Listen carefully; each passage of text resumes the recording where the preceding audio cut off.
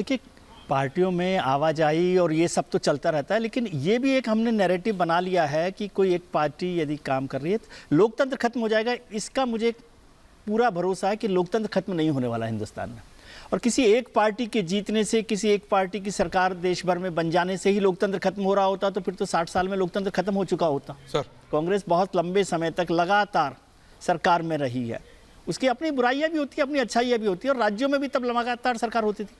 Bharatiya Janata party से पहले तो अभी कांग्रेस की 10 साल सरकार थी ना, तो ये 10 साल जब अभी भारतीय जनता पार्टी की सरकार बनी है तो ये क्यों बेचैनी हमें लग रही है?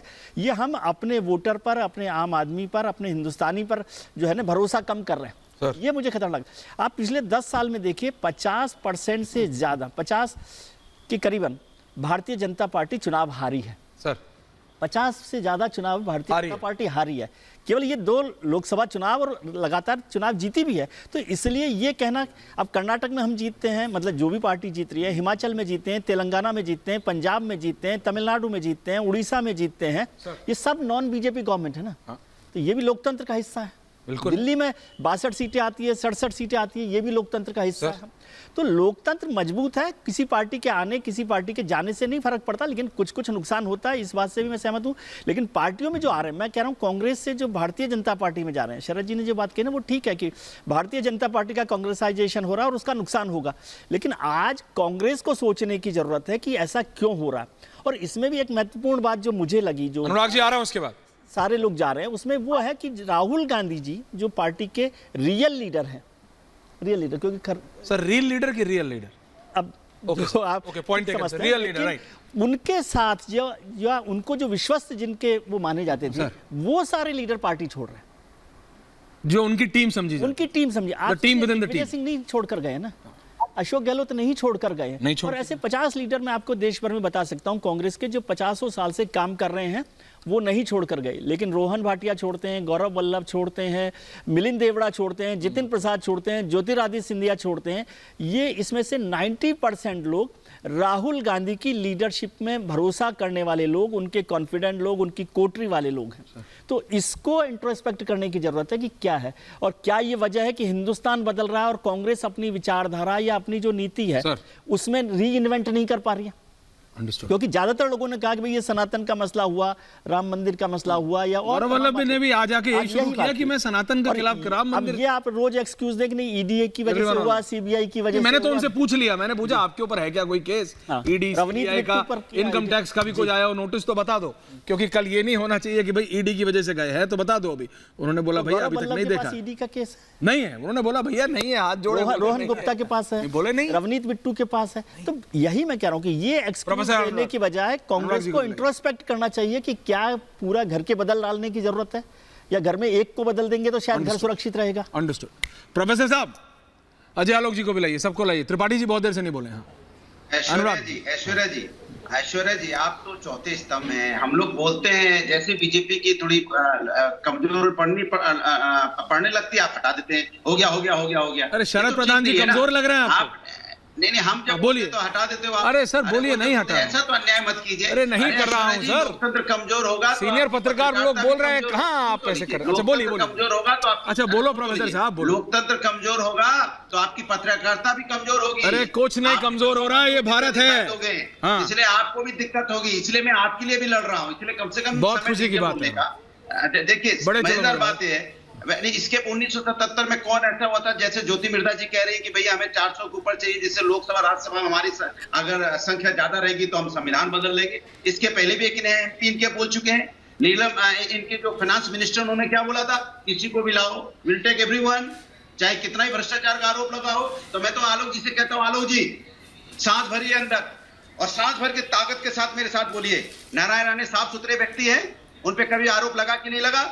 यहाँ प्रताप सरनाइक बताइए, मुशर्रफ हसन, प्रफुल्ल पटेल, छगन भुजबल, अशोक चौहान, भावना गवली, सुरेंद्र अधिकारी, आप पूरी हवा भर के बोलिए, इनके कभी भ्रष्टाचार का आरोप नहीं लगा, कभी इन पे चक्की फिशिंग की बात नहीं की गई, कभी इन पे आदर्श घोटाले का आरोप नहीं लगा। ये साफ सुथरे लोग हैं और इनसे साफ सुथरा लोग इस देश में नहीं है। बोलिए आप, चलिए हिम्मत है, देखें, बोलिए सब साफ सुथरे लोग हैं, इन पे कभी आरोप नहीं लगा, और ना बीजेपी ने कभी, आपने कभी आरोप लगाया? बताइए, आज तो आपकी पार्टी में ये है, बताइए तो मैं जान जाऊंगा। बोलिए आप, कभी आरोप लगा कि नहीं लगा? बताइए। छगन भुजबल बोलिए लगा है कि नहीं?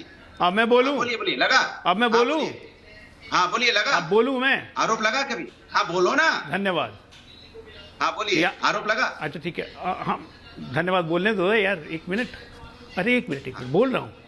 अखिलेश यादव और मुलायम सिंह यादव पे डीए का आरोप है, छगन भुजबल आप ठीक है, लगाया कांग्रेस ने। ये जवाब है। हटाया किसने? हटा किसके राज में? 2016 में नरेंद्र मोदी के राज में। एक मिनट, ईडी सीबीआई अगर हमारे हाथ में होती, एक बार सुनिए, आ रहा हूं यार, एक मिनट, बेसब्र होने की जरूरत नहीं है, जवाब सुनिए। बेसब्र होने की जरूरत नहीं है, जवाब सुनिए। अरे जवाब सुनिए ना अनुराग जी, यार दिक्कत आपकी है ना, सत्य नहीं बोल पा रहे। दिक्कत ये आप जवाब नहीं सुनना चाहते हैं, आप जवाब नहीं, जवाब से भागिए मत, जवाब सुनिए। ऐश्वर्या जी ऐसे डिबेट नहीं होती। मैं अनुराग जी आप अपना point, everyone on air. Anurag ji आपने अपना पॉइंट बोला। अनुराग जी, प्रोफेसर साहब, ये टीचर लोग सुनते नहीं आजकल किसी। हम पूछ रहे नहीं, आप अपनी क्लास में बच्चों को भी नहीं बोलने देते। अरे प्रोफेसर डॉक्टर फर्जी है, कुछ नहीं है। अरे ऐसा मत बोलिए भाई, फर्जी नहीं है, डिग्री है। अरे डिग्री है इनके पास, अरे डिग्री है, अरे डिग्री है भाई, डिग्री है असली वाली। Relax, okay please, back on topic guys, back on topic. Ajay Alok ji counter करें please, relax please. Anurag ji don't do this. मैं जानता हूं, थैंक यू। अजय आलोक जी जवाब दे रहे हैं, थैंक यू। अजय जी, मैं जवाब दे रहा हूं कि मुलायम सिंह यादव, अखिलेश यादव, पूरे परिवार पे डीए का केस कांग्रेस ने लगाया था, उनको एज अ पॉलिटिकल टूल उनको मिसयूज किया, क्योंकि 2009 में साबित, अनुराग जी, और 2015-16 में नरेंद्र मोदी के राज में। फिर बीच में बोल रहे हैं। अच्छा कोई नहीं बोल रहा, बोलिए। जवाब नहीं दे पा रहे। अरे लेट द पीपल डिसाइड भाई, जनता को डिसाइड करना। 2016 में हमारे ही सरकार में आय से अधिक इनकम का केस हटा इन पे, क्योंकि हमारी सरकार का कोई दबाव नहीं था। आज भी जितने नाम इन्होंने गिनाए हैं, किसी एजेंसी पे कोई दबाव नहीं है। बहुत लोग कोर्ट से खुद बरी हो चुके हैं। आप हेमंत बिश्वा शर्मा का नाम ले रहे हैं, उनको किसी कोर्ट ने कभी आरोपित नहीं किया। 2 साल पहले बीजेपी ज्वाइन करने के पहले कोई केस नहीं था, आज भी कोई केस नहीं है। नारडा केस में सिर्फ विटनेस है। आपने अशोक चौहान का नाम लिया, सुप्रीम कोर्ट ने प्रोसीडिंग पे रोक लगाई है, ये हम नहीं कर रहे। सुप्रीम कोर्ट, एक मिनट सुनते जाइए, बीच में नहीं बोलना है, बीच में नहीं बोलना है, प्लीज मत करिए। Okay thank you. सीनियर लोग बैठे, मत नहीं बोलना है, सुनना है। आपके टाइम पे आप बोलेंगे। प्रोफेसर नहीं है, आपको दिन भर अखिलेश जी सिखाते रहते हैं, आप सीखते नहीं। आप प्रोफेसर नहीं है, आप स्टूडेंट है। ओके अच्छा बोलिए। लिसनर होना चाहिए अच्छे राजनेता बनने के लिए। लगातार ईडी या सीबीआई बिल्कुल इंडिपेंडेंट एजेंसी है पिछले 10 वर्षों में, और अच्छे लोगों को आज के डेट में पकड़ के रिकवरी कर रही है। 1,85,000 करोड़ का रिकवरी इस देश में आज तक स्वतंत्रता के इतिहास में पहली बार 10 सालों में हुआ। आज तक क्यों नहीं हुआ था? ऐसा तो नहीं था कि भ्रष्टाचार पे रोक पहले नहीं लगी हुई थी। कभी सोचा है इस बारे में? आज इसी 10 साल में 1,85,000 करोड़ कहां से मिल गए? प्रभु कहां से आ रहे हैं इतने पैसे? 51 करोड़, 350 करोड़ रुपए का रिकवरी हो रहा है। लोग आंखों से देख रहे हैं, अंधे नहीं है, स्क्रीन पे दिखता है जी। की लक्ष्मी कैसे? आप लोग इलेक्टोरल बॉन्ड्स की बात करते हैं। शरद जी हैं, मैं बस एक लाइन पूछना चाहता हूं। शरद जी को लाइए। शरद जी टोटल धन का भाव 54।